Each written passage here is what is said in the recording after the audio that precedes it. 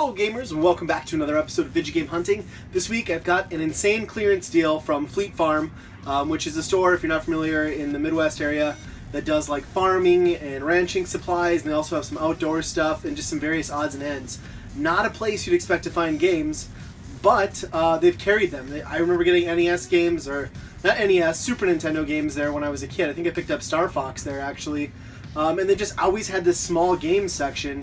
And obviously it's a place you wouldn't expect to find games. Nobody really buys them there, and they've been stuck the last few years with all this old stock that of course no one's going to buy, and they're trying to sell for way too much money. Well, it finally went on clearance. Let's check that out.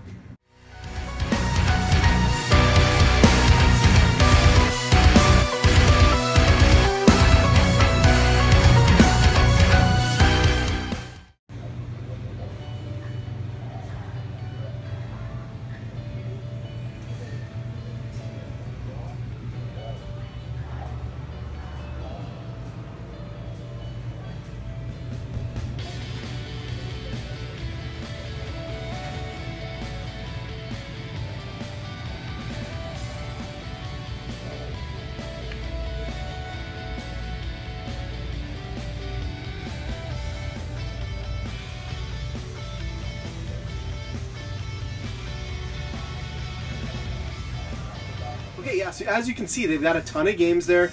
This stuff has just been sitting there, mostly shovelware.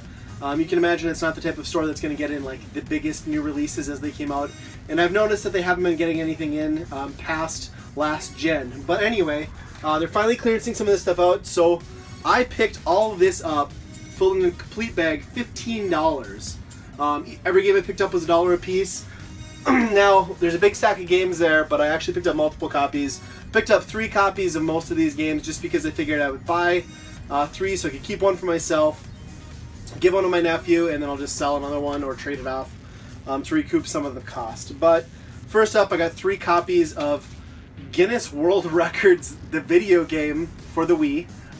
Honestly, it just looks like your typical Wii party minigame shovelware, and I'm sure it is. But for $1, brand new, of course I'm going to grab that.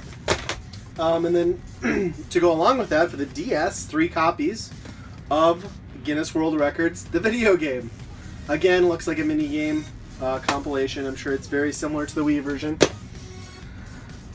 A game that I remember there being a lot of talk about this game, and I think it flopped. And this is 3 copies again of Boogie, which is a rhythm game I believe EA put out early on in like the Wii's life cycle. I think it also came to the PS2. But this one here for the DS, $1 each. A game I'm actually excited for. I don't know if this is any good or not, but I'm a big fan of other games in the series. 3 copies here. Prince of Persia, The Fallen King for the DS. I know very, very little about this game, or the DS entries. I've never played a handheld entry in the Prince of Persia series. And then last up, this is $3, but it's 3 different games. So $1 a game. Just this weird like shrink-wrapped PS2 collection, which they had initially had at $19.99. I think that's clearance from years ago. Marked down to $3. So Hot Shots Golf, 3? Yeah, Hot Shots Golf series I really like. We got Family Feud, and then Carol Vorderman's Sudoku. And I was reading this like right before I did the video, and I was like, am I supposed to know who this is? Like, some sort of celebrity, I don't know. I googled it. Apparently she's a British TV personality, hosted a game show or something. I couldn't care less. I'd have no idea. Mostly bought this just for the Hot Shots, to be honest. Pretty big fan of that game. The other 2, take it or leave it. But $1 a game, brand new PS2 games just laying in the clearance section. So yeah, obviously they had some other games too. A lot of stuff at $10 and $5. That was better. Better stuff like the 360 and the PS3. I'm waiting for those prices to drop though. I'm going to keep scoping it out, and hopefully I can go back there and get some better deals. We'll see what happens. So it's a pretty good haul of games. Again, nothing amazing, just kind of shovelware, but I'll take brand new games for $1 a piece all day long, no matter what they are. Okay, so on from that, the Fleet Farm score, we'll talk about a trade. This is long overdue actually. I got this game right before the 4th of July weekend. And I traded this with Nintendo 13. He had a video up about some games he picked up and gotten some Jaguar stuff in. and had quite a few games for his Jaguar, but no controller to play it with. And I had a second controller that I'd picked up at Midwest Gaming Classic this last year. And I think, what was it? I'm trying to remember the channel. Leftover Culture Review, that's who it was. And he talks about how the second player or two-player controller for the Jaguar is like the most useless peripheral in all of gaming.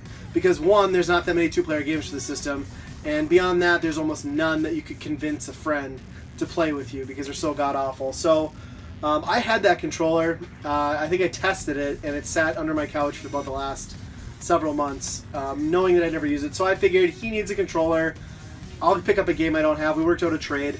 He gave me iWar for the Jaguar, and I sent him a Jaguar controller. So Nintendo 13, thank you very much. I enjoy his channel.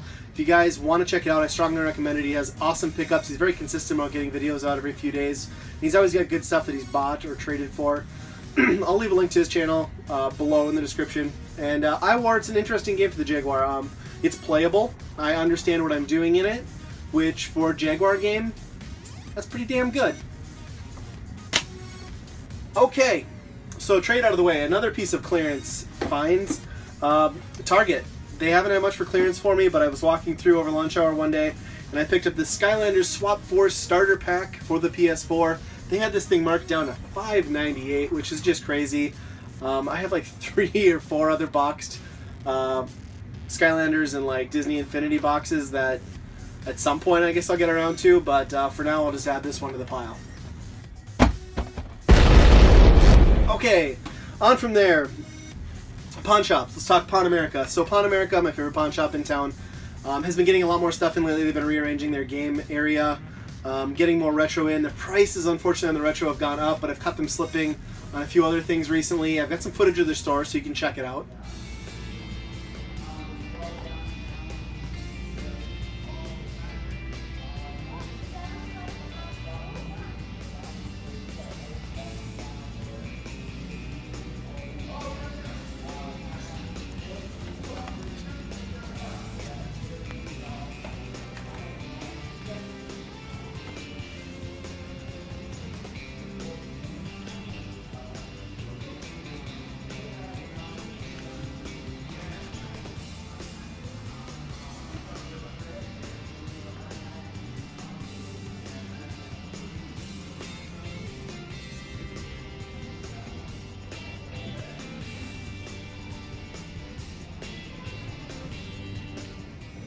Digging through like the dollar bin area there, or discount bin, I was just going through it one day and I noticed Disney Sports Basketball for the GameCube, and they had it for $4.99, and I just really didn't think anything of it. I'd never seen the game before though, and then the Konami logo caught my eye, so I just happened to look it up and see what it goes for price charting. This is actually a fairly expensive game. I mean, not crazy, but definitely a good deal for $4.99, and I'd never seen it before, so of course I was going to grab it, add that to my GameCube collection.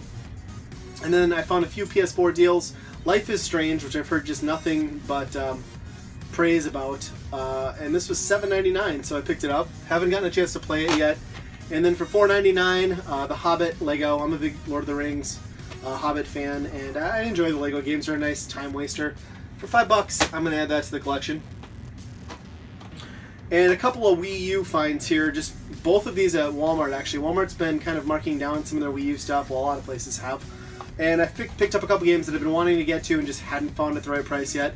For $15, I got a copy of The Wonderful 101. Pretty early game. I don't know if this was a launch title. I think it may have been. If it wasn't launch, it was very close. Heard kind of mixed reviews on it, but I think it's supposed to be a pretty solid game. And then this one I'd actually seen and heard good things about, and I think Nintendo Hodge on YouTube had talked about this one. He picked it up recently and maybe done a Let's Play or two, I think. This is the Gianna Sisters Twisted Dreams Director's Cut. And this was down to $19.99, and I think this is kind of a harder to find game for the Wii U. I could be wrong. But it looked interesting to me. It's a little platformer, so it's definitely something I wanted to play and get in my collection. And then last but not least, a single figure, World of Nintendo. I found the like 4-inch or 5-inch version of Link from the Wind Waker. Found it at Toys R Us. Had not seen this one. I'm going to add him to my World of Nintendo Zelda collection up there on the shelf. They'll make a great addition. I love the Wind Waker. And am super happy to have this one. So, not a lot of pickups, but some interesting stuff. Hopefully I find some more clearance deals at Fleet Farm, of all places, in the coming months. We'll see. I gotta check back soon. But as always, guys, thank you for watching, and I will talk to you next time.